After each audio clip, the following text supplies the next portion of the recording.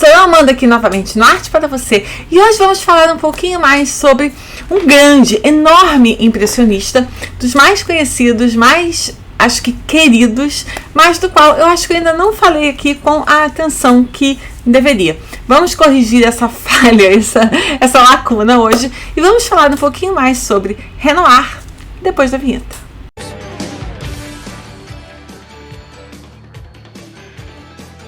Oi, sou a Amanda aqui novamente no Arte para Você, e hoje vamos falar um pouquinho sobre a vida e a obra de Renoir.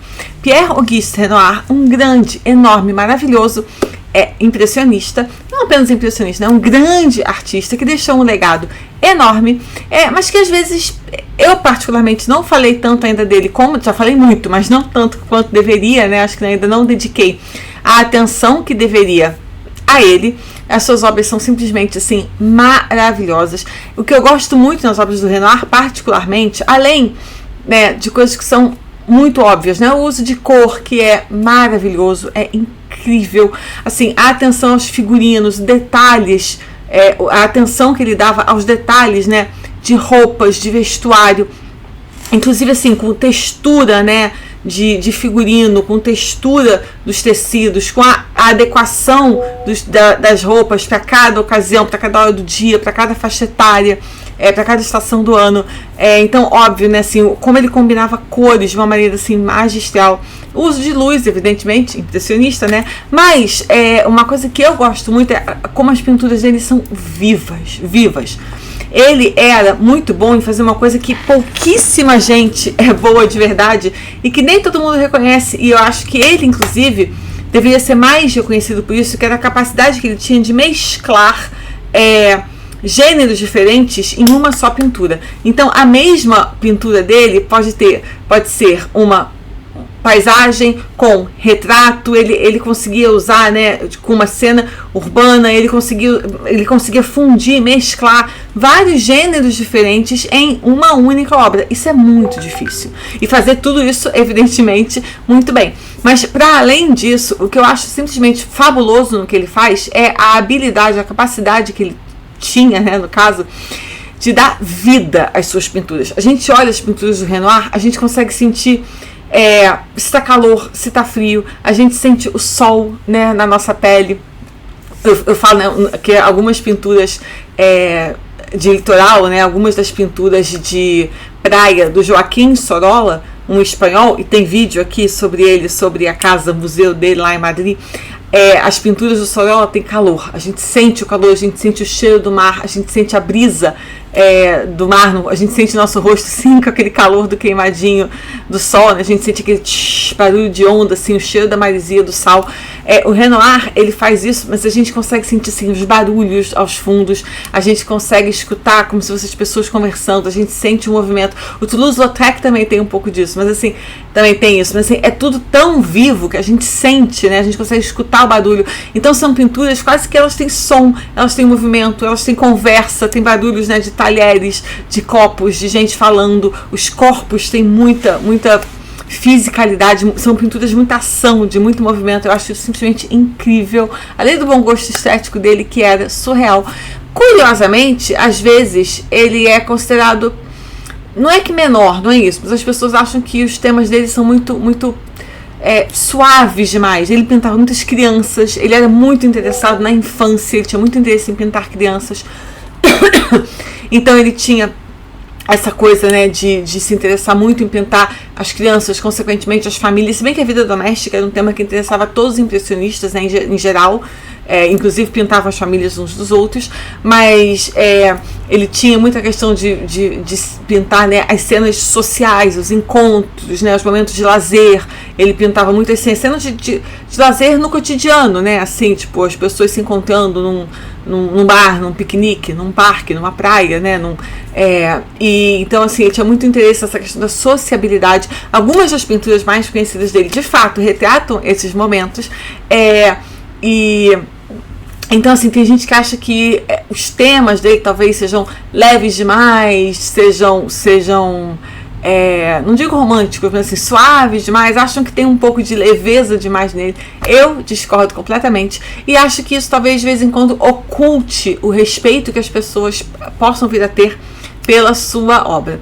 Mas, sem mais delongas, vamos entrar aqui com um pouquinho mais de detalhes na vida e obra do Renoir. Antes, vou pedir que vocês deixem um like e se inscrevam no canal, caso vocês ainda não sejam inscritos. Se já são, agradeço. E agora que todo mundo já se inscreveu e já deixou o like para ajudar o vídeo, né, a chegar a mais pessoas e mais gente, né, quem sabe que possa se interessar por esse conteúdo, acabe descobrindo essa conversa aqui. Vamos falar um pouquinho mais agora em mais detalhes sobre a vida e a obra do Renoir. A gente começa, né, dizendo que o Renoir era um membro fundador dos impressionistas. Depois, né, de como quase todos eles, né, têm encontrado uma série de rejeições, né, do lado do Salão de Paris, muito conservador até então, o Renoir e um grupo de artistas que sofriam da mesma rejeição e que pensavam como ele, aí é que a gente vê as ironias da vida, né? Esse grupo de artistas rejeitados era composto de, entre outros, ninguém menos que o próprio Renoir, Claude Monet, Edouard Manet, Degas, Paul Cézanne, Camille Pissarro, entre mais alguns outros. Então, a gente olha hoje, como a gente vê com muitas coisas, são assim, muitas vezes é uma questão de perspectiva e de entendimento da sociedade, né, e da ordem, né, de valores e da hierarquização, né, dos costumes e da estrutura social que era a ordenadora, né, ali, né, que organizava o ordenamento, né, de conhecimento de uma dada época. A gente, olhando retrospectivamente, a gente pensa como que qualquer organização artística poderia rejeitar este grupo. Eles eram loucos, eles não sabiam nada, eram pessoas idiotas. E muito possivelmente, não é que essas pessoas que hoje rejeitavam não sabiam nada, deviam saber bastante daquele ordenamento daquela época, né, de todo digamos assim, o regimento, né, artístico, social, estético, que era o majoritário ali naquele momento.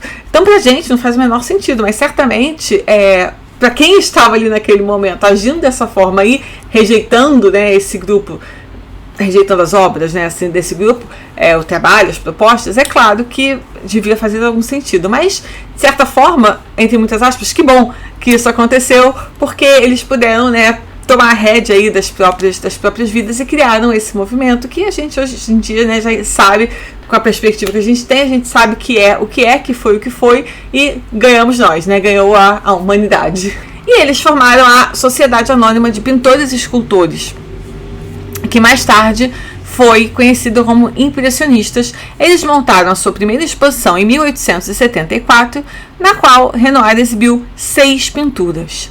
E ele continuou exibindo trabalhos com os impressionistas na segunda, na terceira e em outras exposições com os impressionistas, até que eventualmente ele voltou a submeter os seus trabalhos ao salão oficial. Quando ele passou a submeter os seus trabalhos ao salão oficial, ele já era nesse momento um pintor muito reconhecido. Então, de certa forma, ele fez um movimento bastante interessante se a gente pensar até tipo socialmente, né, digamos assim, porque ele foi alguém que ele passou por esse processo assim, né, de rejeição do establishment, do status quo, literalmente da academia.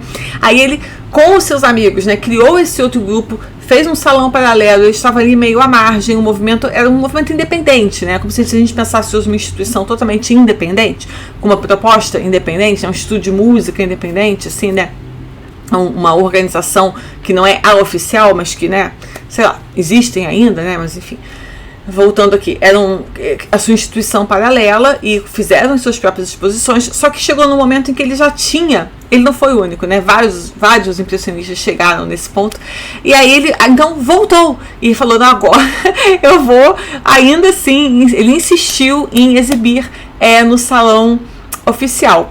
O que motivou? É complexo saber, né? A gente não estava lá na cabeça dele. Mas uma coisa que se sabe é que ele tinha um pouco de dúvida, né? Ele questionava até para ele mesmo o quanto que o impressionismo como movimento duraria, né? Assim, se ele teria um fôlego longevo ou se ele faria lá a sua entrada na cena, né? O seu manifesto, até se ele deixaria a sua marca e talvez depois disso se dissipasse. Então ele tinha um pouco de dúvida em relação a isso, então por isso ele acabou querendo voltar a expor no salão oficial, submeteu as suas obras e eventualmente acabou sendo aceito. Mas ele foi uma pessoa que fez esse movimento, né, de retorno, né, ao oficial, né, assim. Talvez ele sempre queira ter sido aceito pela academia oficial, não tenha digerido muito bem isso. Não sei, mas difícil até palpitar, né, sobre as motivações individuais dele. Mas o que a gente sabe é que isso aconteceu e que ele acabou, então, depois entrando na academia formal, digamos assim, né? Aquela que os humilhados serão exaltados. É um caso perfeito desse ditado, né? Digamos assim. Ele é responsável por algumas das mais celebradas imagens do cânone moderno, né? Muitas das suas obras se tornaram algumas das obras mais reconhecíveis de todos os tempos. E isso é um testemunho, né? Isso fala muito sobre o poder dele, não apenas o seu talento como artista, óbvio, como técnico, como pintor, né, falando sobre suas habilidades técnicas, formais, cromáticas, etc. Mas além disso, é uma capacidade que aí não são nem todos os pintores que têm de quase como se tivesse uma capacidade quase que premonitória, né, uma sensibilidade de entender o inconsciente coletivo e de ter uma visão quase que global, imagética, de que aquilo ficaria, habilidade imagética de entender que certas coisas quase que entrariam de forma definitiva no inconsciente coletivo e de forma permanente. Boa parte, muitas obras do Renoir são algumas dessas obras mais reconhecidas no mundo até hoje. São aquelas que as pessoas olham e reconhecem e sabem o que é, né? Assim, né?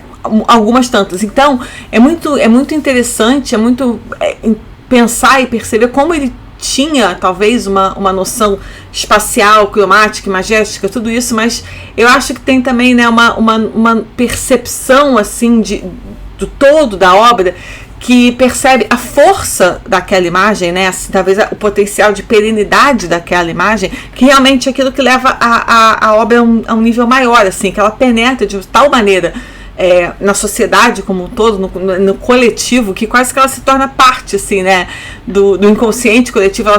Ela quase que penetra, assim, nas células da sociedade, e nós até hoje, né, levamos juntos, né, levamos com a gente, né, assim. Então elas se tornam quase que universalmente reconhecidas e realmente quebram a barreira do tempo, né? Isso é o que faz uma obra-prima, né? Uma grande obra, ela que, enfim. E ele tem algumas dessas, então é claro que isso atesta muito a sua capacidade até visionária como artista. Interessante que, apesar de tudo isso, quer dizer, mesmo com tudo isso, o seu primeiro amor foi pela música, não pela pintura, e especialmente pelo canto. Ele tinha, parece que, uma voz muito, muito boa, cantava muito bem. E quando ele era criança, ele mostrou esse talento muito bom para o canto. A sua voz chamou muita atenção.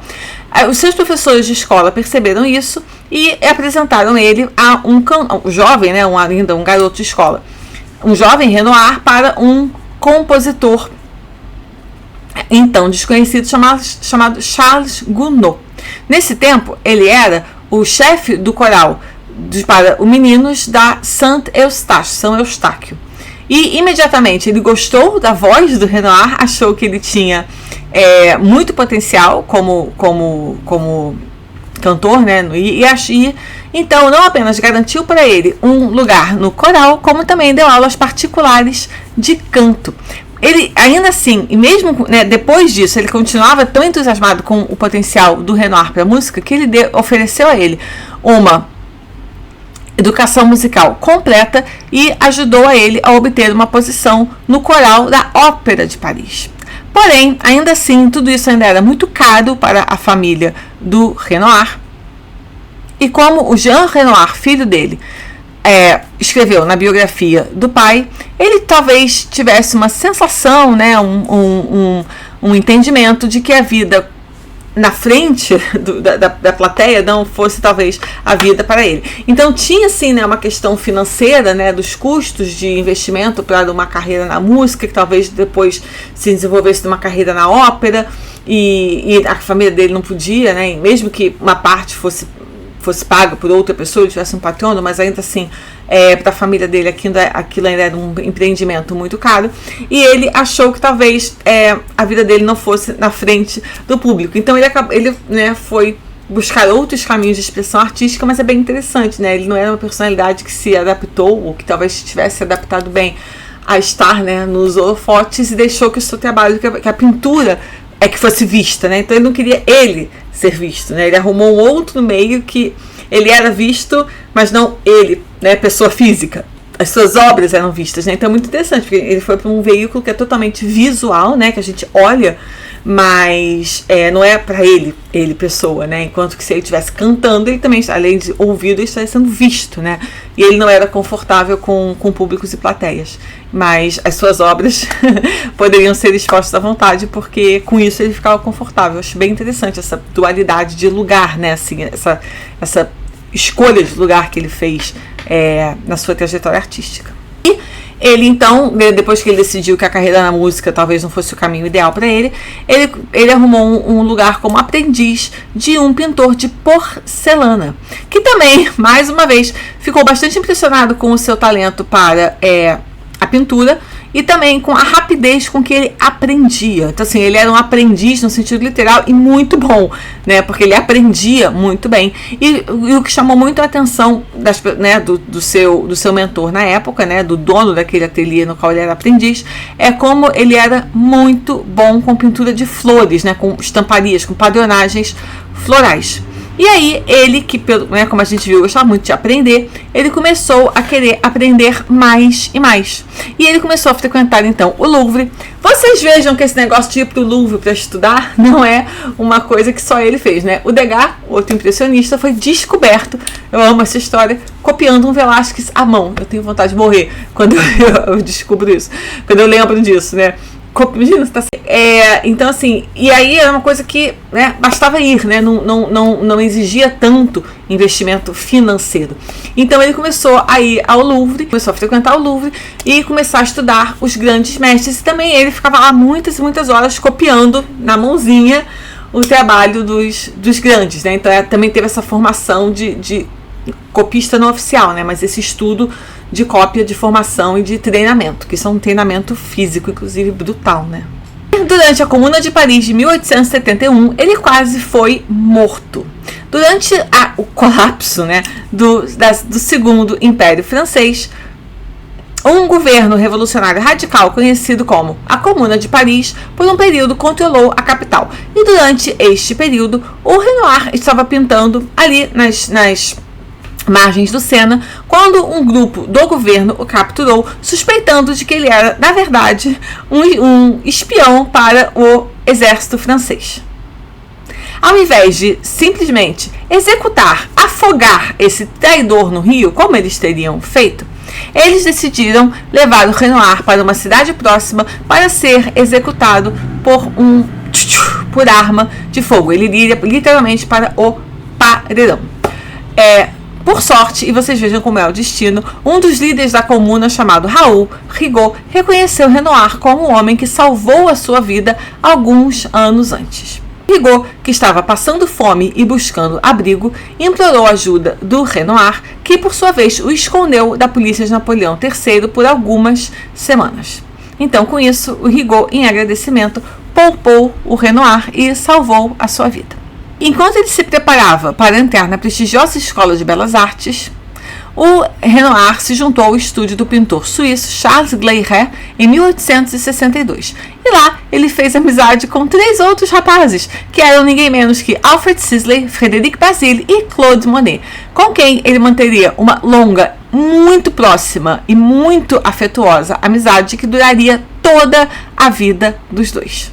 Eu acho muito linda. Eu adoro essa história dos impressionistas, porque além de todo o manifesto artístico, estético, ontológico, até político que eles estavam fazendo, né, da ordem do conhecimento, né, da forma mais ampla possível, eles eram amigos entre si e eles se ajudavam muito. Todos eles começaram muito duros, muito sem grana e sem espaço, então eles dividiam ateliê, eles ficavam um na casa do outro, eles alugavam espaço juntos, as famílias ficaram amigas, eles, para não ter que pagar modelos, eles pintavam uns a família dos outros, as mulheres, os filhos, as cunhadas, enfim, né?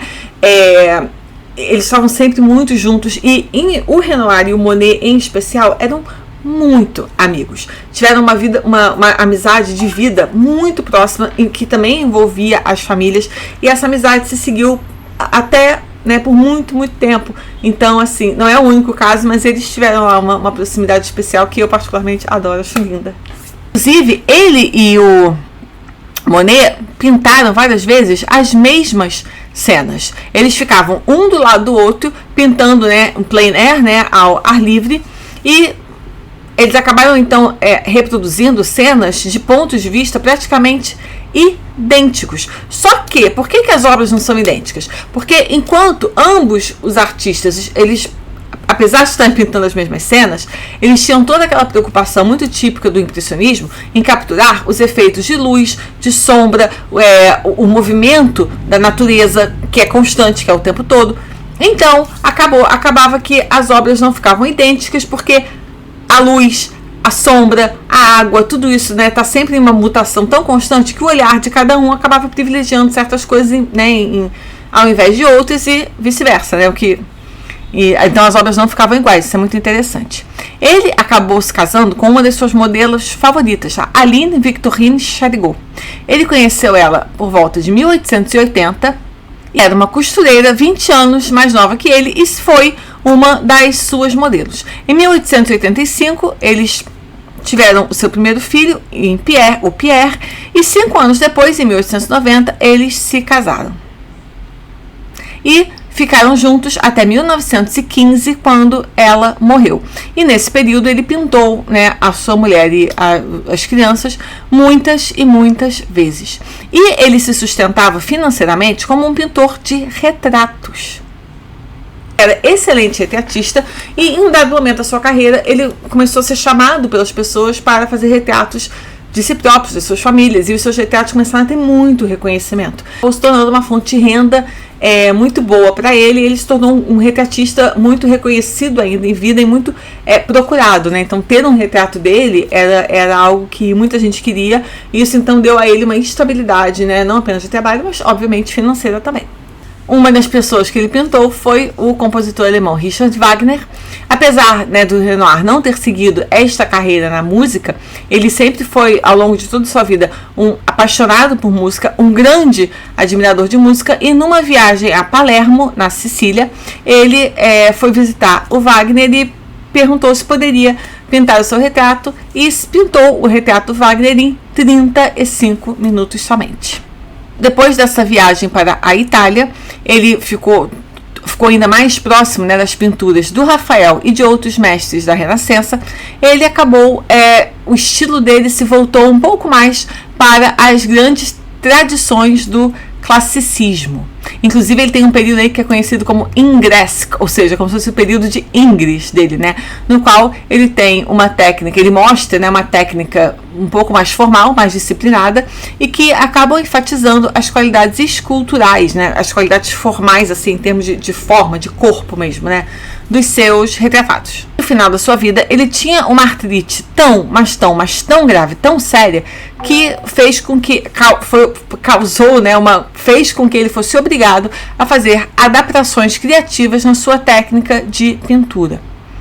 E essa artrite, né, causou deformidades nas suas mãos, nos seus joelhos e nos seus ombros, e eventualmente veio a limitar de forma muito séria a sua mobilidade. Então é claro que para ele poder pintar, ele teve que adaptar os seus métodos, e não somente, também a sua vida. Ele foi morar no sul da França, perto do Mediterrâneo, procurando um clima mais quente, e começou a fazer tratamentos diversos para poder lidar com a dor e com a perda da mobilidade. Fotografias dele nessa época mostram inclusive as suas mãos enroladas em gaze e esparadrapo para evitar uma irritação da pele enquanto ele segurava o pincel.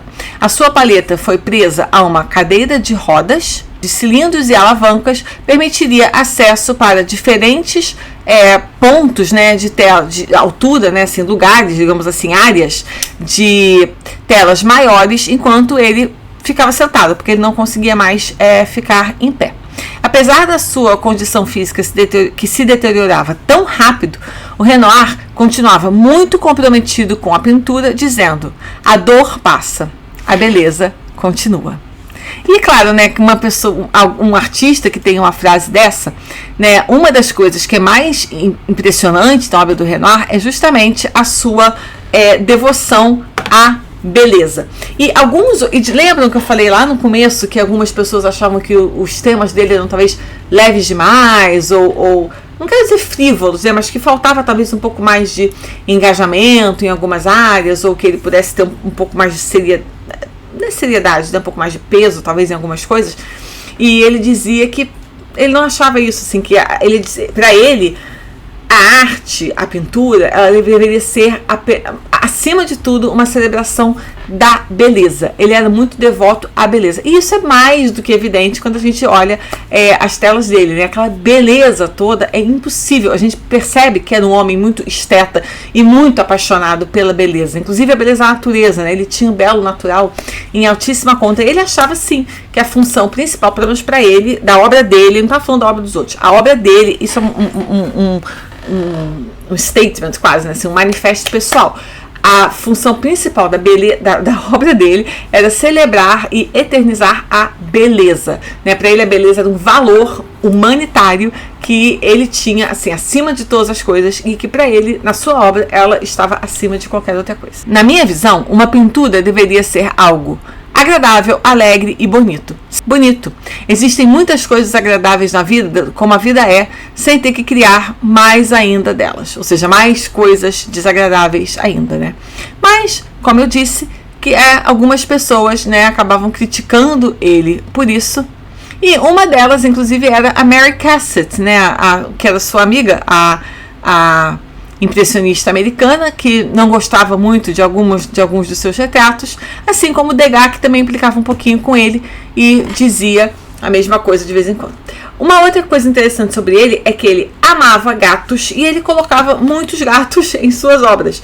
E muitas vezes, né, então, ou seja, ele era pai de gato, não pai de cachorro, e muitas vezes os gatos aparecem na sua obra como símbolo de maternidade e sensualidade. E à medida que a sua saúde foi deteriorando nas últimas décadas da sua vida, ele pintava com os seus gatos em cima do seu colo.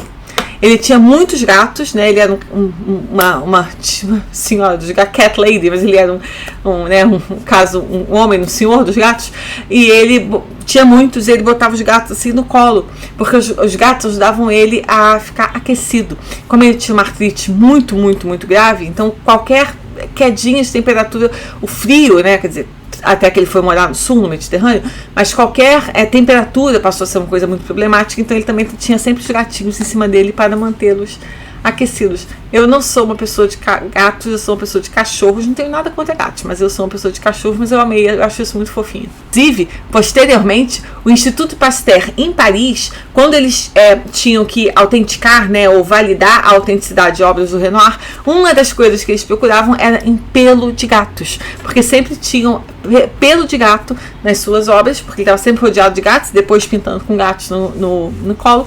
Então, pelo de gato acabou sendo uma das coisas usadas para identificar, né, a legitimidade de uma obra do Renoir.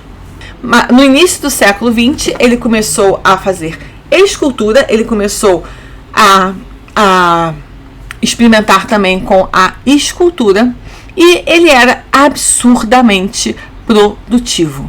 Muito, muito. Ele morreu com 78 anos e ele tinha pintado muito. No começo, né, sobre a questão da música, que seria uma opção de carreira cara para sua família.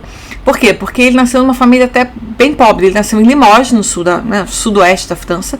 O seu pai era um alfaiate e a sua mãe era uma costureira. E isso talvez tenha a ver, seja uma das influências de por que ele era tão fascinado por vestuário, por figurino, e por que as roupas nas suas obras sempre merecem tanta atenção, porque ele aprendeu com o seu pai e com a sua mãe, então ele conhecia de fato tecido, padronagem, modelagem, corte, textura. Então não era só o olhar de alguém que observava, que tinha um bom olhar de observador, era um olhar de alguém que conhecia muito bem como se faz um vestido, ou um terno, ou um casaco, enfim. Ele sabia exatamente o que tinha por trás, e óbvio que isso ajudou barbaramente em ele pintar tão majestosamente bem roupas em geral. É de uma família realmente, né, com dificuldades financeiras, e o que acabou ajudando, né, com muitas aspas, acabou levando ele para desenvolver a carreira na pintura e não na música. Vocês devem lembrar um pouco mais, né, um pouco atrás do vídeo que eu falei sobre a mudança de estilo que ele teve depois de uma viagem pela Itália, né, onde ele acabou tendo outras influências. Isso acabou influenciando, isso é bem comum, né, acabou influenciando o seu trabalho. Uma grande influência também foi ter ido a Pompeia e ter visto o sítio arqueológico, né, de Pompeia.